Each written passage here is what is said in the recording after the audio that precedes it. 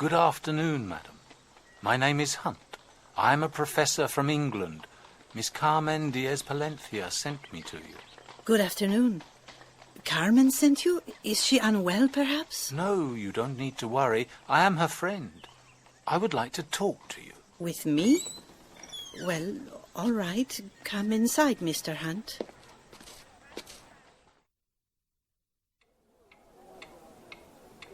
Madam, are you the widow of the late Mr. Candelas? Yes, sir. My name is Isabel Candelas. My husband passed away quite a long time ago. And now my son, too. True, he has not died, but this is almost like death. You know, he has been imprisoned. Innocent. Yes, I have heard the story from Miss Diaz-Palencia. Where is your son locked up? For a few more days here at the police station at the Plaza San Pedro. But soon they will take him to the capital, and there it will be hopeless to try and prove his innocence.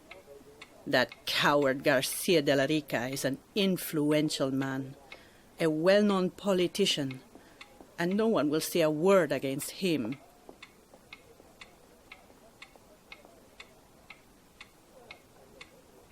Madam, actually, I am in search of the Agon. Sorry, sir, I don't know anyone by that name.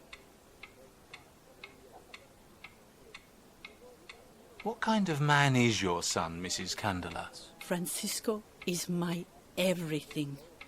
He is honest. My late husband and I brought him up to be a great man. I am certain that Alonso Garcia de la Rica only wants to take revenge on the Candelas family with the charges he made up. He himself knows that my son is an honest man and would never do something like that. To steal from the man who gives him work, and to steal a sword that my husband gave that monster. Impossible. Francisco is innocent. What is your son's job? Francisco learned the smith's profession from his father, Carlos Candelas. The Candelas family is a famous line of master swordsmiths, Mr. Hunt. Although nowadays, beautiful swords or other fine works are not so easy to sell. My son could only make money from blacksmith work and repairs, just enough for the two of us. I don't know what I will do now that I'm so old. Mrs. Candelas, could you tell me about your husband? My husband, God bless him, was an excellent master. The last Candelas who could craft the famous blade of Toledo. Due to my father-in-law's international fame, the late Juan Candelas, the blade master, many people used to come to him, and they never left disappointed. However, he unexpectedly left us 2 years ago. The doctor could not exactly say what fatal disease took him. Could you tell me what this lost sword looked like? Of course I can, Mr. Hunt. For decades I saw it every day. It hung up there on the wall of our bedroom. It was a beautifully ornamented piece, with lots of ornamental curves, precious stones, and a perfect blade, which the famous blade master engraved his name on. It was one of Juan Candelas' best works. My father-in-law gave it to us as a wedding present. Well, yes, it was a long time ago. If it is such a masterpiece and even a family heirloom, why was Alonso Garcia de la Rica given the sword? Please, Mr. Hunt, don't ask me these questions. Those were confused times. That is, I don't know it myself. Something happened 4 years ago. Carlos was upset for weeks, had sleepless nights, and lost a lot of weight. But he did not talk about his trouble, however much I asked him. Then, suddenly, he announced to my son and me that he had lost a bet, and he had to give the beautiful weapon to Garcia de la Rica. I admit I never believed a word of his, but I knew him. There must have been a reason for his decision. I had to accept it. My son didn't argue with him either. He accepted it.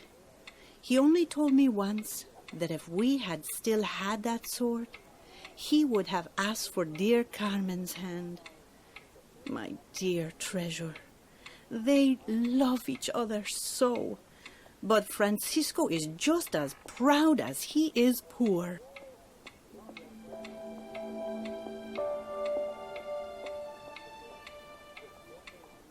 Carmen is an angelic being. I know her well. She was still a baby when I became her nanny. Oh, what a beautiful baby she was. She heard Spanish from me for the first time. I considered her my daughter.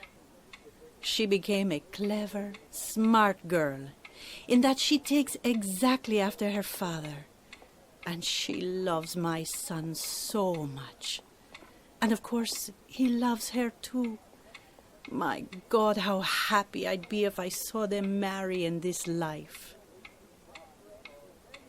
Salvador was a handsome man.